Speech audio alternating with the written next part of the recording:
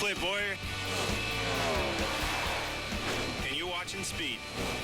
Your NASCAR weekend on Speed begins now. Powered by Wheaties Fuel. Prepare to win.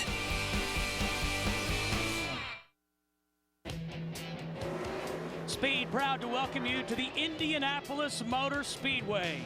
The second of 3 NASCAR Sprint Cup practices on a very big weekend. A famous racing venue opening in 1909. 3.2 million bricks originally laid down as the racetrack surface. 2.5-mile super speedway that is famous for so many reasons. Steve Burns, Larry McReynolds, and Jeff Hammond. And guys, you know, with all the prestige, all the history of this place, of this venue, we tend to overlook, Larry, just how challenging of a racetrack it is. Yeah, I mean, we go to speedways and we go to flat short tracks. When you think about Indianapolis Motor Speedway, even though it's 2.5 miles in length, it encompasses all of those characteristics. When you come here, if you want to run well, you've got to have the total package. You've got to have good aerodynamics, and you walk that fine line between downforce in these flat corners and drag on the straightaway. You've got to have your car handling well. You've got to have good horsepower, and believe it or not, going at the end of these long straightaways at over 200 miles an hour and making a 90-degree turn, you use a lot of brakes to sit this 2.5-mile track. But Larry, when you talk about, you know, Indianapolis, it is really, I think, the second of the Daytona type situation, because we spent all winter long getting prepared to go to Daytona, to be able to go to that racetrack and do the best you can.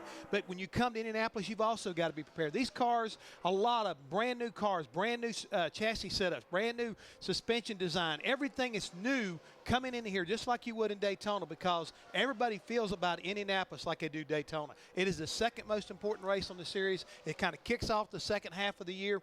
A lot of guys right now putting everything in this one basket to be really run well here at Indianapolis. And truthfully, we have drivers from Indiana, like Jeff Gordon spent a lot of his childhood here, Tony Stewart, Ryan Newman, and to them, you know what? The Brickyard might be a bigger event than the Daytona 500. I guarantee you right now, I mean, that has a lot to do with it. They really feel like this is their home racetrack, and they want to win here because of the history that goes here. And this guy we're looking at right now on our monitor, the 42 car, Juan Pablo Montoya, he feels like this racetrack owes him one after last year.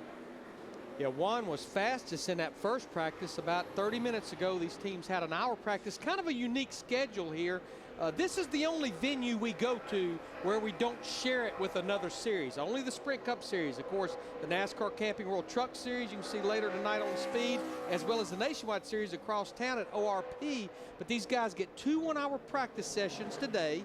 They qualify at 10 o'clock in the morning, and they'll get final practice tomorrow afternoon. Our buddy Elliott Sadler in the Stanley Tools car, Ford Fusion. Pretty good in first practice. Elliott was 12th overall. You know, getting back to Juan Pablo Montoya, he dominated this race last year. I think everybody would agree. He got busted for speeding off pit road. I read Juan Pablo's quotes this morning, and I'm gonna challenge him on it.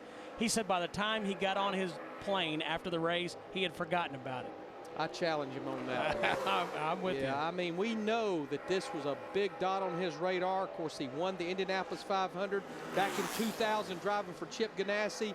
But regardless of where you're at, when you dominate a race like he did, I don't care if it's Martinsville, Indianapolis, or Pocono, and you don't seal the deal, it works on you for a while. It really does. It never goes away. We watch the 19 car again of Elliott Sadler, but guys, I don't care.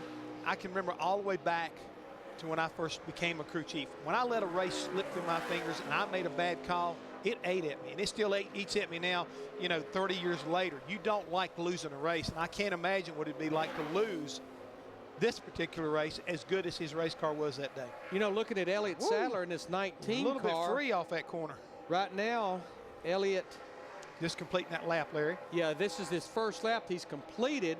He's 6th quickest, but this is the second race for new crew chief Todd Parrott. Todd Parrott has won this race twice with Dale Jarrett in that 88 car.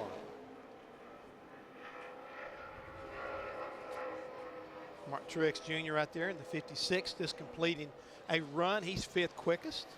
Good announcement today for Michael Waltrip Racing. They announced that David Rudiman had re-signed, and Aaron's will be back through 2012. Michael was pretty happy about that. I was with him earlier this morning, and it was a pretty big announcement right there because, you know, you think about the way the economy is. It's a pretty big announcement right there for a team to be able to feel like they've got the support they need to go on for the next few years. And not only that, Jeff, but they are actually increasing the number of races that they will be the primary sponsor. Yeah, from 24 to 30, I think. Yep. Yeah. There you see Bill Elliott in a 21 car, the Wood brothers. He was 5th quickest in that first practice.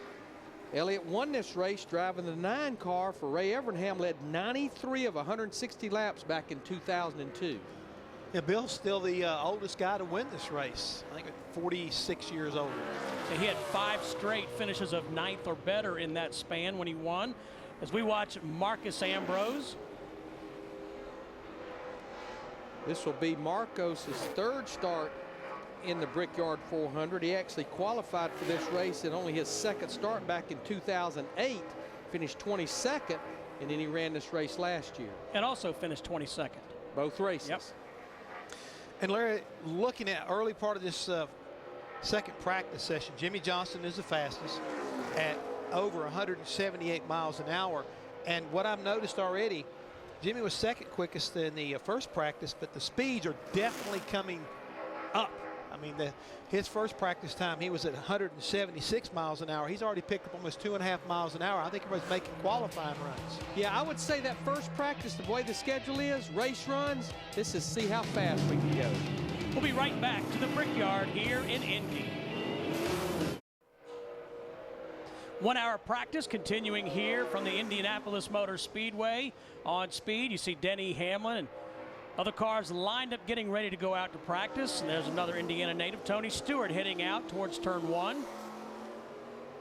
You know, by no means has anybody got a stranglehold on this racetrack as far as qualifying. We certainly know Jimmie Johnson and the 48 team, they've won 3 of the last 4 races, but 16 races here. We've had 13 different pole winners. The only repeat pole winners is Jeff Gordon and Ernie Irvin. Gordon's won it 3 times, and Ernie Irvin won it twice. Well, joining us down inside this famous racetrack, Wendy Venturini and Bob Dillner, and we begin with Wendy. Thank you, Steve. It was 1994 when 23-year-old Jeff Gordon won the first Cup race here at the Brickyard. Fast forward 4 wins later, he's trying to make it 5 wins at the Brickyard for Jeff Gordon. The first practice session going pretty well for Jeff. They were 8th on the grid. Also in race runs, like a lot of the other people I spoke to, Steve Letarte, his crew chief, who said they have now switched over their car to qualifying trim, and they have been pretty pleased so far on this very hot day in Indianapolis. Keep in mind, Jeff is not on a baby watch as of yet, but next week, Eric Almirola will be on standby as a backup driver for Jeff Gordon in case his wife Ingrid does have her baby. And then once we leave Pocono and head to Watkins Glen, it will be Scott Pruitt on backup for Jeff Gordon. Bob? Well, Wendy, we know about David Ruderman's contract extension to 2012 with Michael Waltrip Racing, but he's also one of the hottest drivers on the circuit right now. He's coming off that win at Chicagoland a couple weeks ago, but in the last 10 races, he's gained 12 spots in the standings. He's just 3 spots out of that coveted final chase spot. In the first practice session, he was 37th quick. He said he was way loose, but this is the practice session that's most important right now, and that's because they are in Q trim, qualifying trim. Last year, he started 5th and finished 8th. Track position, oh so important here, but you know what's important as well? His beard. I talked to David Ruderman. He won that race at Chicagoland with a beard, with some facial hair. And yesterday he told me, I still have the chin weed. His dad, Buzzy Ruderman, doesn't want it. He wants it shaved off. But you know what? He said, as long as it's working, guys, he's going to keep that beard. And hopefully he'll go back to victory lane. You know what was so impressive about David Ruderman winning Chicagoland? I think this just goes to show you how much he is liked and respected in the Sprint Cup Series garage. When you see a guy win a race, it's not unusual to see his teammates come to victory lane. But after that Chicago win, Carl Edwards, who finished 2nd, went to victory lane and congratulated him. Jeff Gordon, who finished 3rd, went to victory lane and congratulated him. So it just goes to show the respect that people have for David Ruderman. And I think the other part of that, when you think about Jeff Gordon, think about the great battle that they had during that later stages. I mean, they went side by side, I mean, just for several laps and never touched one another, put on a great show, and eventually, you know, David wound up winning out and getting the position and going on for the win. But I think that, I mean, he really, I think, put a explanation point on what kind of a driver he really is. And I think this contract extension, this sponsor coming on board, could really boost and help his confidence coming into Indianapolis. Well, we saw his dad, Buzzy, holding the fan as we watched Tony Stewart to cool David down there in the garage. And I think it was Wendy did an interview with David on NASCAR Race Hub. And David said, my dad said, I knew you had this in you. And he said, I'll freeze that moment in time for the rest of my life. Well, the great thing is I think they feel like that win at Charlotte Motor Speedway last year was so tainted because of the rain moving in, and they happened to be leading the race. But no one can deny David Ruderman, Rodney Childers, and that double zero group of Michael Waltrip Racing that win at Chicagoland. You know, I talked a lot this week about teams really enjoying an off weekend after 14 consecutive weeks of racing, which is the longest stretch on our circuit. You're looking at Tony Stewart here. He won back-to-back races in the Sprint Car Series at his track Eldora. In fact, since Chicago, he's did 9 races on dirt with 2 wins and 6 top 5s. I don't even know if he even went home since we've been to Chicagoland. Loves racing, no matter what it is. And whenever he gets an opportunity, especially get into a sprint car, he's going to sure do it. Take a look at his teammate right there, Ryan Newman in the 39 car. He has just moved up as far as qualifying speeds are concerned. He is second quickest right now, and Casey Kane has now moved to the top of the list. The number 9 car is now the fastest. And Bob, what else is going on in the garage area? Well, some trouble for Joey Logano. You see that oil spot there, Jeff Hammond. That's not a good sign, and that comes from underneath the 20 car. They got the car jacked up right now, and they're taking a look at what happened in the engine department. Joey Logano climbing out of the car right now, and he said it felt like the bottom end of the motor went. So right now, looks like trouble. They're going to have a lot of work ahead of them. Of course, this is the final practice session before qualifying. They're going to back this car out, and I assume take this engine out and put a new one in, because they just took a look and they said they had a big hole in the engine. So trouble for the 20 team. Yeah, he was not that fast in this practice, although he's only run 1 lap. He was 31st quickest. He was 20th quickest. So no matter what, qualifying tomorrow, when they start this race on Sunday, he'll have to go to the rear of the field. And Bob talked about a big hole. You can see where the oil has definitely run out all over the race garage area, coming off the racetrack out of this 20 car. So that definitely spells disaster. You want to know something ironic? He finished 12th last year. He had to start at the rear of the field because of an engine change. Saw Greg Zipadelli looking very concerned as he walked out of frame. And hey, want to remind you of our Friday night house party / television program, Trackside, tonight at 6:30 Eastern. Team owner Chip Ganassi scored a huge milestone. He'll talk to us about it. And J.J. Yaley resurrecting his career. Sunday, NASCAR race day invades Indianapolis. David Ruderman, Clint Bowyer, and Jimmie Johnson join the team live. Plus, Kenny Wallace shows you a side of the Brickyard you've never seen. NASCAR race day built by the Home Depot, live from Indy, Sunday at 10 Eastern and only on Speed. There's a great look at what this facility looks like. And it's a big old D-shaped.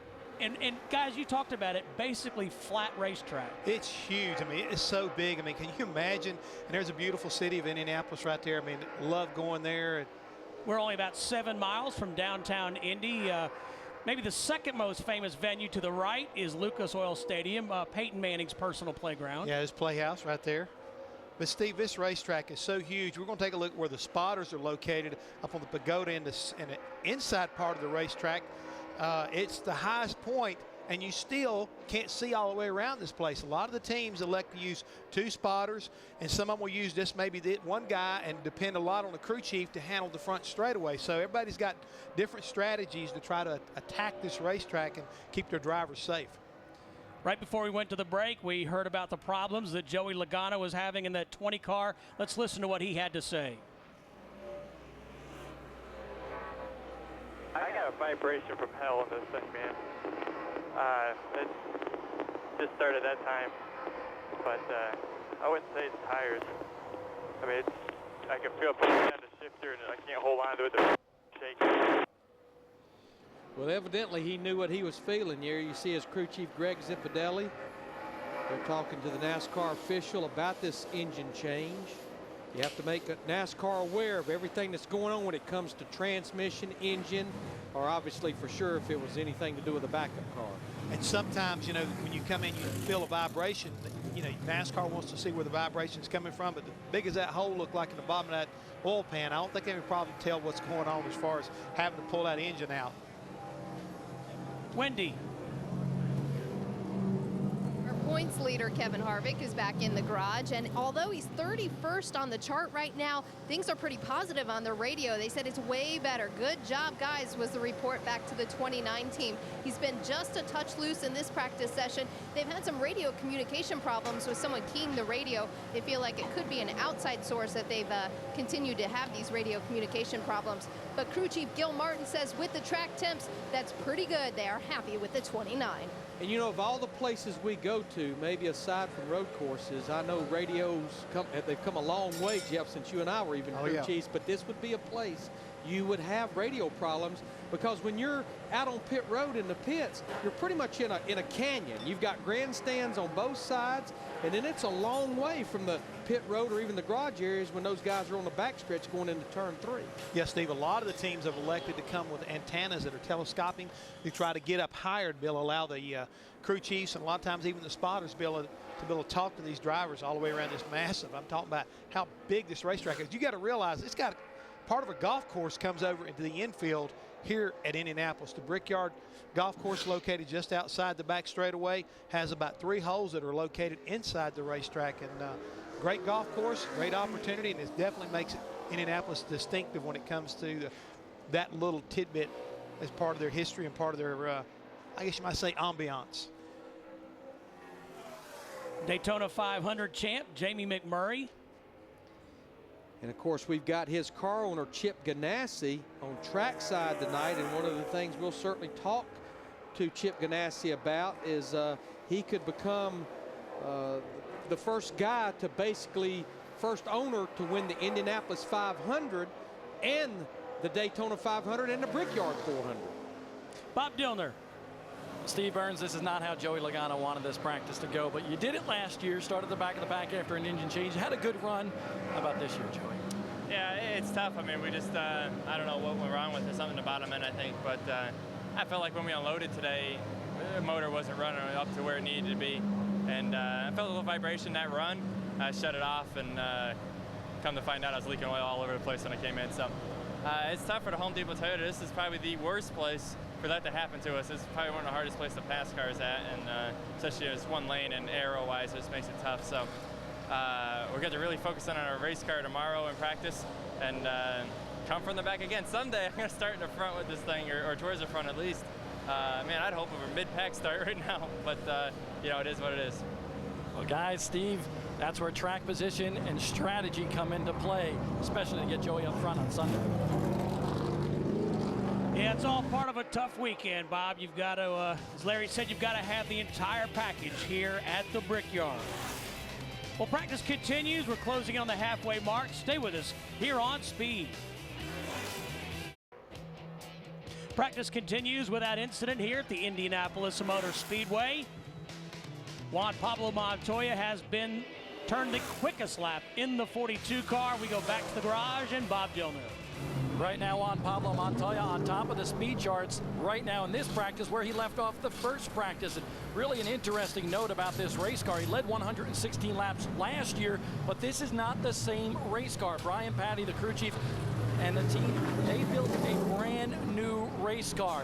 And the message to the team while building this car, get it as light as can be. And that's what they did. Now, I talked to Brian. I said, how much weight did you save? 5, 10 pounds? He goes, plenty. But let me tell you how intricate they got with this race car. You see all these decals on the side of the car and also the rear of the car right here? Well, really can't see it probably on the camera lens, but they are not decals. These are actually painted onto the body. And Brian told the paint shop, when you do all of this, use as thin a layer of paint as you can. So that was the message to the team. They accomplished their task, and they are fast. Brian Petty says this car is a bullet. And I think we should expand on that. I mean, that's a great conversation piece that Bob has generated there. Obviously, the cars all have to weigh. I think it's 3,500, 3,550. But when you make them as light as possible when you build them, that means you put more ballast, more lead in the race car, and you're able to put that down low. These cars have such a high center of gravity. When you go off into turn 1 or turn 3 at 200 miles an hour and make that dead 90-degree turn, a flat racetrack, the car wants to roll over.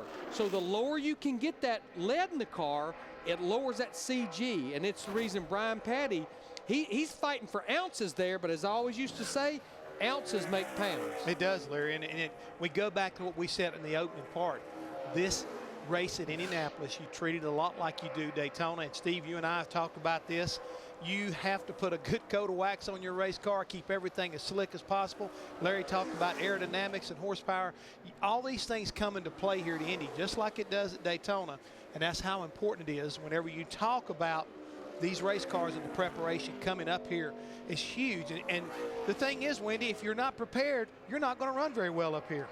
Yeah, preparation is key when you come to Indianapolis. And what's happening with Kurt Busch is some of the same exact problems he said that he felt last year. Some of the same complaints as Kurt Busch comparing to what he was feeling 1 year ago. Now, they've made a left front spring change. There's crew chief Steve Addington continuing to work on that race car as he just pulls into the garage and now watching Jimmie Johnson. But Kurt Busch not so much pleased in this practice session. But just going back to Kurt Busch real quick, this has never been a good racetrack for Kurt Busch. And he said that this week. And he said when they came with this new car, it seemed it even made it a worse racetrack for him. He has 9 starts here, and his best finish here was 5th.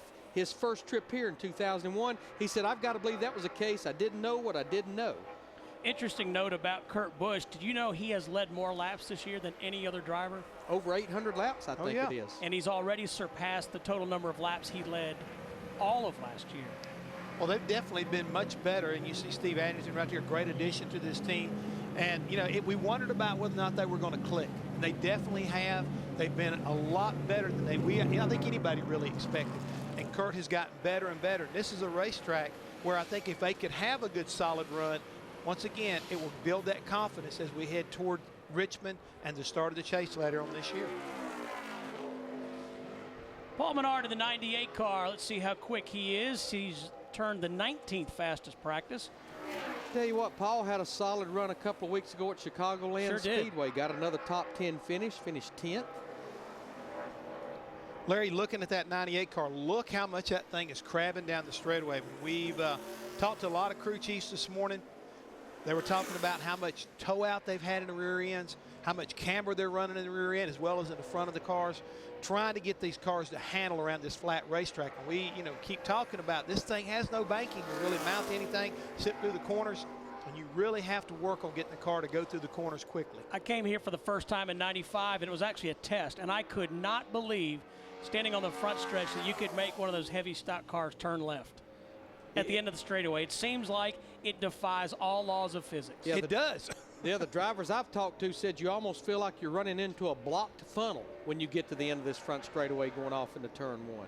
But to your point, you're using a lot of brake to get that car slowed down. And I think you use more brake with this car even than with the old car. Juan Pablo Montoya is still the quickest. Jimmie Johnson and Bill Elliott following the 42 car. We'll be right back to Indy. Later tonight, the world's toughest racers put it all on the line, door to door and all out at ORP. Don't miss the NASCAR Camping World Truck Series live from Indy tonight at 7:30 Eastern and only on Speed. As a look at Ron Hornaday's win at O'Reilly Raceway Park 1 year ago. Who would ever believe we would be this deep into the NASCAR Camping World Truck Series season and Ron Hornaday, the defending series champion, sitting here winless in 2010. Got to watch out for him tonight. I would say so. Yep. See Brad Keselowski in this 12 car. Right now, Brad is 32nd quickest, but Jeff, I think it's pretty obvious that most everybody is working on qualifying runs. I'm looking at our top 30 cars, and the most anybody has run is 3 laps out of the top 30 as far as speeds. Let's go to Bob Dillner. Guys, I made my way out to near pit road, right right behind Gasoline Alley where all the cars actually drive in. And the reason I did this is because in the garage area, you have cement. That's kind of cooler. We're talking about these track temperatures and how loose and greasy this track is today.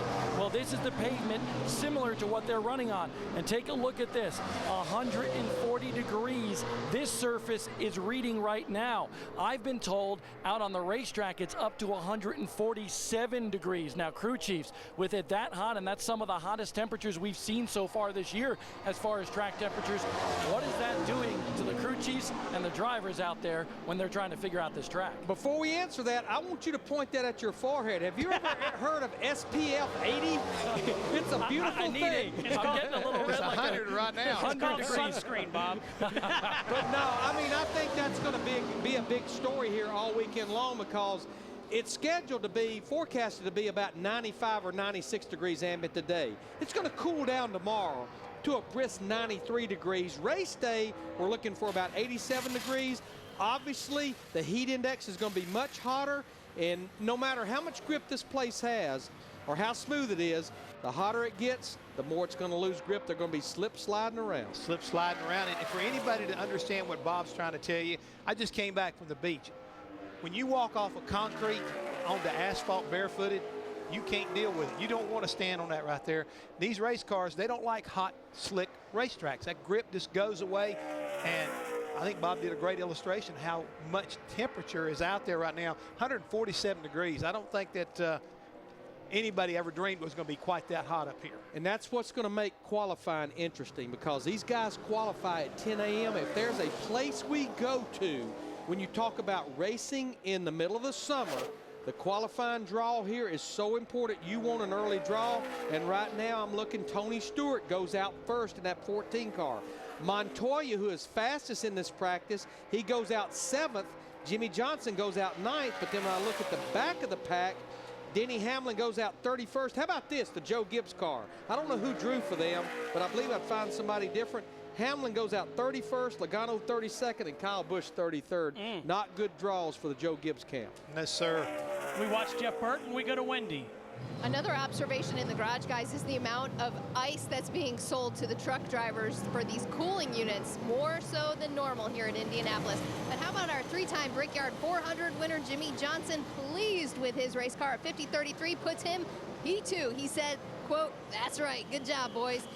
He said he didn't get it perfect, but he knows what he needs to do. That's what I love to hear from Jimmie Johnson because he focuses exactly what he needs to do. Crew Chief Chad Knaus will focus on what they need to do to the race car. He told Jimmie to climb out of the car. They had about 20 minutes. They're going to make one more run on stickers. So for now, Jimmie Johnson is talking to Crew Chief Chad Knaus, getting some water and taking in some shade there in the 48 pit stall. Hey, Wendy, did I not hear that finally Jimmy and Shani, his wife, decided to give baby Jay, they did give her a name since we left Chicagoland Speedway, didn't they?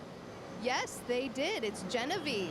What makes me the baby expert? No, I'm just kidding. Well, we're just saying. I think it's a beautiful name. And It is a beautiful name. And they took their time. I agree with it. You got to bond. You got to figure it out before you name him. We'll remind you that later on. We will. Yeah, please do. Call me in December. We'll do it. Well, Jimmie Johnson has won 3 of the last 4 races here, but interesting note about Jimmie Johnson, he has finished 36 or worse in 3 of his last 6 races. So it's feast or famine for Jimmie Johnson. Well, this is getting to that point of the year that we're going to start to see what these guys are really made out of. They're going to start tightening everything up and start getting more into championship form. It seems like every team, they kind of target Indy as a kickoff to get ready to make their run going toward that championship. Real quick, we're seeing Carl Edwards in the 99 car. I'm sure there's no one out there that has not heard the results of the penalties from the Nationwide Series race. But in case you didn't, on Wednesday, NASCAR, they fined Carl Edwards $25,000, put him on probation until December the 31st, and they took 60 driver and owner points. They felt like that took away from Carl what he took away from Brad Keselowski with that last lap wreck at Gateway. They also put Keselowski on probation until December the 31st. Obviously, the teams and the owners have the option of appealing the penalty. We got the email just a little bit ago, Steve. You and I both read it, that Roush Fenway, Carl Edwards, they have decided not to appeal the penalties that NASCAR put out there for them. think they just want to move forward. Hey, Clint Bowyer has jumped to the top of the timing and scoring chart. He is quickest. We'll be back right after this. Only one NASCAR show delivers the drivers, the crew chiefs, the latest news and information and expert analysis from the epicenter of NASCAR Nation. Don't miss a full hour of NASCAR Race Up presented by Hooters Monday night at 7 Eastern and only on Speed. That is not to be confused with the Bushwood Country Club. That's the aforementioned Brickyard crossing that Mr. Hammond spoke about. 4 holes actually inside the racetrack. You know, we've been talking about this qualifying draw. If we go back to last year in 2009, Martin in that 5 car sat on the pole. He went out third. Qualifying was the same time of day last year as it is this year. And Juan Pablo Montoya in the 42 car, who right now is back quickest, went out 17th. He sat on the outside of the front row. Dale Earnhardt Jr. just posted the 10th quickest lap, and Jeff Hammond was actually laughing at me. I had no sooner said that Clint Bowyer had just bested Juan Pablo Montoya when Juan Pablo jumped back atop Bowyer. He said, just hold the phone here a second, Yeah. Steve Burns. But you know what's interesting about Juan Pablo? He's led more laps than any other driver in the last 3 races total. He's been getting better and better each time he comes there. Last year, The last 3 races here. Last 3 races here. I mean, 167 in last year's race. I mean, it's unreal. Let's go back to the garage and Bob Dilger. Well, guys, you mentioned the brand new race cars here at Indy. Well, this is a brand new race car for Clint Bowyer, and it is performing flawlessly right now on top of the speed charts. Clint Bowyer, how happy are you with this car, and could you do any better? Well, I think you can definitely do better. I think clouds are starting to come in, so speeds are going to pick up. But the Wheaties Fuel Chevrolet, it's a brand new race car. Noah, Kyle, all the guys in Arrow's shop, all the guys in the chassis shop, this is our next step for RCR, so I'm really proud of them. Actually, my tire changer, Jason Pulver, actually built a body on it, so just really cool team effort for everybody. Really proud that they bring a brand new race car, and it's fast right off the truck. Doesn't always work out that way, but with our guys, more often than not, it does. Montoya already knocked you off P1, but Jeff Burton, your teammate, came over and asked you a couple questions. What were you guys talking about? Yeah, we just, I've leaning on him in practice, struggling with my line a little bit. It's such a unique racetrack from any that we go to.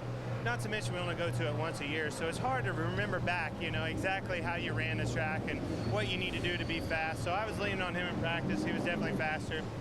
And then obviously after my lap, he came down and asked me a couple of things, but just nothing different than lifting points, driving technique, things like that. This is definitely a track that's got 4 separate corners on it, so you definitely, a driving technique and a little bit, varies from driver to driver. So just trying to bounce as much information back and forth as we can. Well, Steve, brand new race cars for Juan Montoya and Clint Bowyer, top 2 in this practice session. The difference, maybe the decals or lack thereof, because Montoya has them painted on, and the decals on the 33, they're actually real decals. Well, while we were talking to Bob, Bowyer got bumped back by a guy who qualified on the pole here a year ago. Was it Mark Martin? He's now 2nd quickest. Let me ask you guys this, because I think Clint Bowyer touched on it. How much does it help Bowyer's confidence? How much does it help RCR's? We watched his teammate Kevin Harvick when you unload a brand new race car and run that quick. Well, I think that says the caliber of these race teams. And yeah, when you drive that thing off into turn 1, these guys don't warm their race cars up no more. They leave pit road, and by the time they get back to the start-finish line to start lap 1, they are wide open. I think they have the confidence in the race team, but yeah, when you know that everything you've learned, that you've stacked it up to bring it here, and it works. The wind tunnel says it's good. The 7-poster, the pull-down rig says it's good. Now the stopwatch says it's good. But, Kevin Harvick, his teammate, guys, something we've not touched on, and he just jumps up to 11th quickest, is we're 7 races until this chase. Obviously, Kevin Harvick's pretty good shape. He's our points leader. But when you look at guys like Clint Bowyer, who's 12th, just 15 points to the good. In fact, 11th through 16th, 6 race teams separated by only 105 points. I say it a lot year after year, but I truly believe this is going to be the closest battle till we get to Richmond, that checkered flag of who's going to get in this top 12. Well, the week at Chicagoland, we had like 15 teams were moving around in points that were in the top 24. So, I mean, there's still, everybody's so close, anything can happen. I mean, fortunately for Kevin Harvick, he didn't have really a good Chicagoland, but he still remained the leader as far as points are concerned. Top 5 fastest cars, or drivers actually, in Chevrolets. Jimmie Johnson 5th overall. And to give you an idea of how fast they are, Juan Pablo has the quickest lap at 179.76 miles per hour. Wendy? Well, I had just reported that Jimmie Johnson was going to take a good 20 minutes before they went back out there, but the call was because of the weather. They're watching these clouds roll around the Indianapolis Motor Speedway. They said we need to get out there before these clouds roll over. They want to get accurate readings for qualifying trim. Crew Chief Chad Knaus has been in and out of the garage several times checking these clouds and now watching Jimmie Johnson on the monitor for this qualifying run. Yeah, if the track temperature drops 5 degrees, and Chad and Jimmie in that group, they're trying to A/B stuff, then they want to make sure they get a true reading. If you were here with data acquisition like at a test, you'd be able to know it. You'd be able to calculate it into it. So they're just trying to make sure they don't get deceived. We talk about Chip Ganassi coming on to our trackside show later on tonight. I know we still have 15 minutes. Right now, his car's 1 and 2. Montoya quickest, Jamie McMurray in that 1 second quickest. And Larry, talking about weather, I just noticed looking out back, look at the flags here. You see that all of a sudden it looks like there is a storm coming in. That's what Chad Knaus has been watching, is how much the flags are moving around, how much clouds are starting to build. Indianapolis, like any other racetrack, it's very heat sensitive, and if they can cool the racetrack off, it's going to give up some speed. And again, you just don't want to get confused about what's going on here because of the weather. Steve Burns, I know you love nuggets. Love them. We've had 16 races here. 8 times the race winner of the Brickyard 400 went on to win the Sprint Cup Series championship, including that guy right there in that Lowe's car in 2006, 2008, 2009. I love that nugget. I love it. We are 48 minutes into a 1-hour practice here, the second of 3 for the NASCAR Sprint Cup Series teams. Warm afternoon, temperatures in the 90s, and we go down there to Bob Dillner. Well, Steve, I'll tell you what, the GoDaddy.com boys for Mark Martin, they've been working hard week in and week out, and it's proof positive here because you seem to have a very fast race car. How is it? It's better.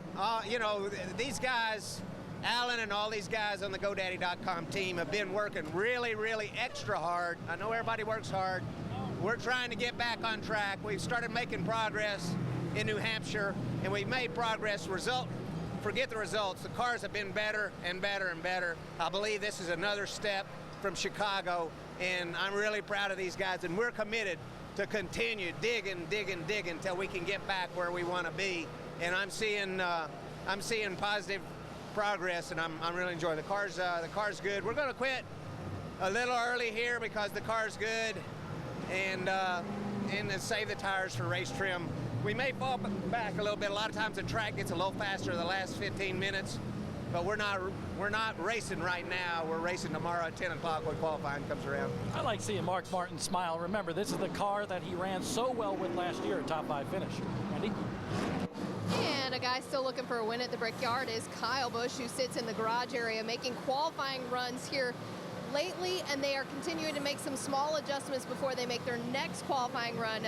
Crew Chief Dave Rogers that has the team putting a new shock on that, and you could just feel the heat that these guys are feeling up and down the garage, really, with a 105-degree heat index today. But Kyle Busch was sideways, very loose in the corners on this first run, and the second run out, it was bouncing really bad for Kyle Busch. So not happy, but when you look at the practice chart, he is P7. Steve?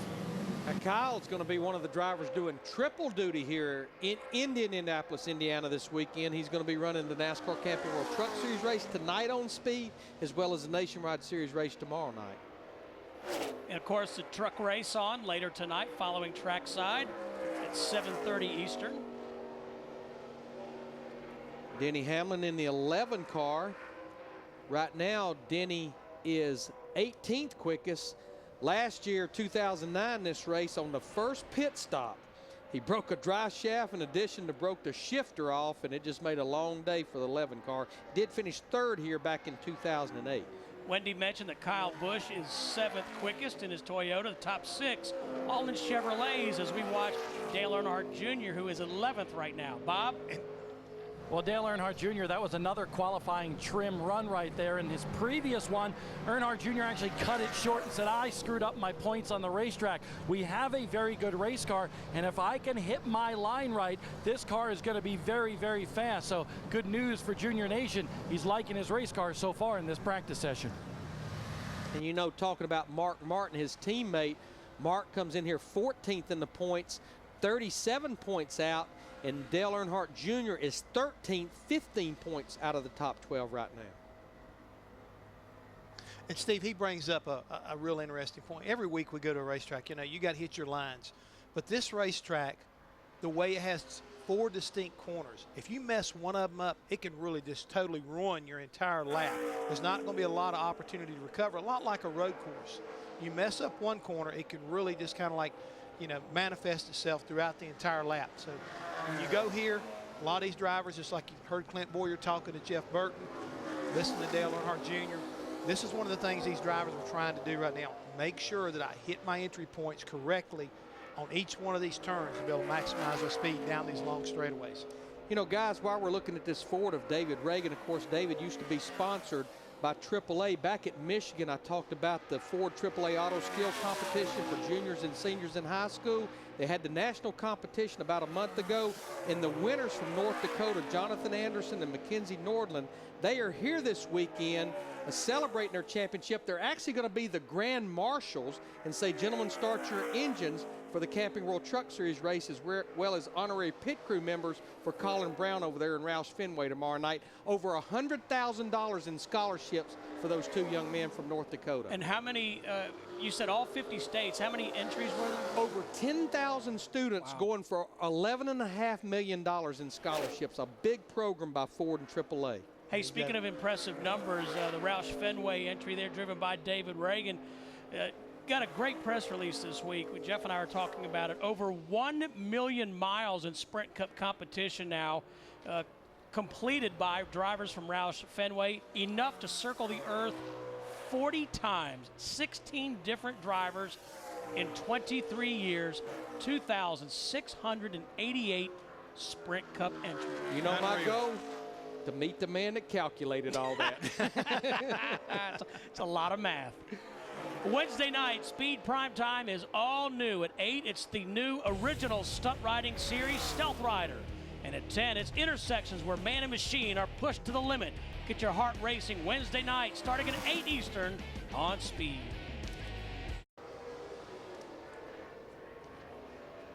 Closing moments of this second practice. When this practice is over, you saw John Roberts and Randy Pemberton. We'll go to them for a wrap-up. But meanwhile, you see Kurt Busch in the 2-car, and Wendy has an update on Busch.